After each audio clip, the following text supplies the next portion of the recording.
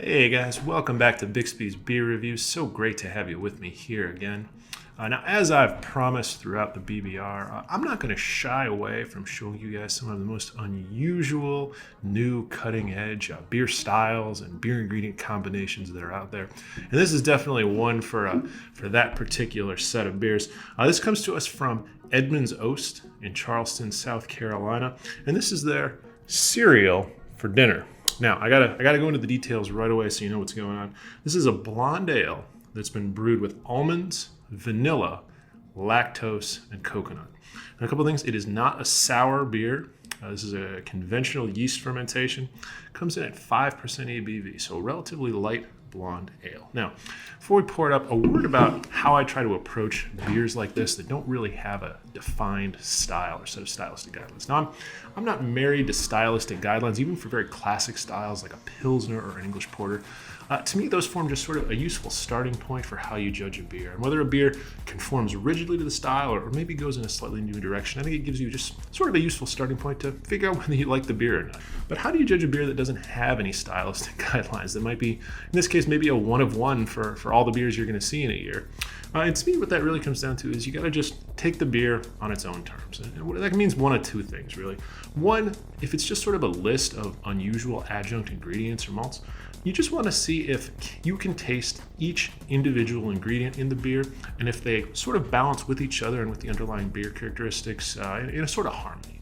That's one way you can go. But another way you can go, and one that I think this beer is trying to do, which is a little more interesting to me, is do the adjuncts and beer components sort of meld together in a symphony that creates something that's more than the sum of its parts, or in this particular case, that creates a particular impression of something that's not exactly a beer. So here, again, cereal for dinner. If you look at the can art, you'll see, I think they're going after sort of a breakfast cereal beer here, which is a very interesting thing to me. It's something I've never tried before. So without further ado, let's crack this one open and see if we can have breakfast for dinner.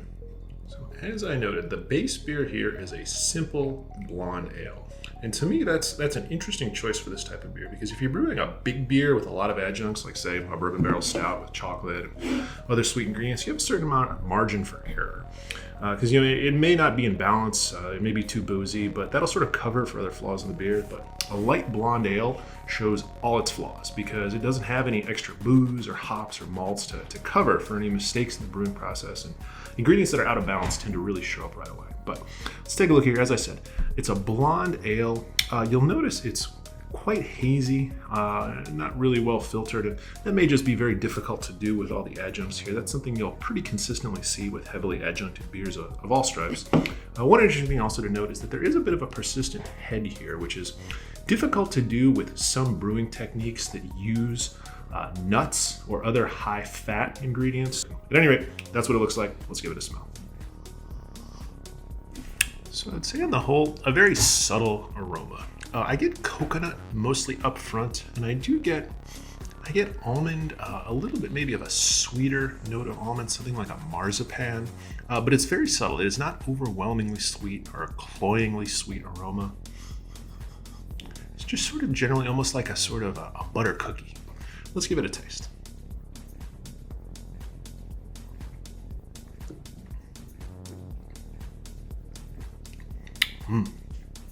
This beer absolutely delivers on its promise while still fundamentally being the type of beer that it purports to be. And what I mean by that is I do get a breakfast cereal type flavor. And I would say that there's two components to it. One is the sort of lighter almondy, almost cookie-ish type flavor that we smelled in the aroma.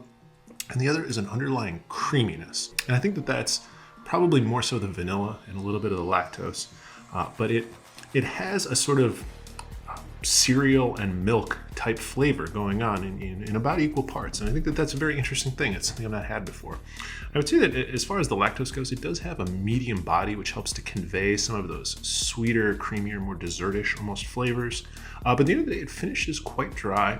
It finishes with a very beerish carbonation and dry finish, which is also nice because I think this many Swedish adjuncts can get cloying pretty quickly. Taken on its own terms, this beer delivers what it advertises, and it's something that I've tried a number of beers that incorporate coconut and vanilla in varying other base styles, and it's very hard to bring in coconut and flavor that's both authentically coconut and well balanced in a way that doesn't overshadow the other ingredients. And so I really enjoyed this beer. It's nice to see an adjuncted beer that's light, that doesn't have to be the massive dessert beer you have at the end of the night. Well done, Edmund's Oast. It's a great little brew pub, or I guess not a little anymore. It's a brew pub down in South Carolina I've had the pleasure of visiting before. I understand their operations have recently expanded. I'm very excited to be able to get access to some of their beers now. So you can have breakfast cereal as part of your dinner, at least if you're having a beer with it. So very much enjoyed this one. Great seeing you guys as always. Always fun to share some more unusual beers. I got some really weird ones to share with you in the coming weeks. I'm very excited about that. But in the meantime, like, share, and subscribe, and I look forward to seeing you next time here on the BBR. Bye now.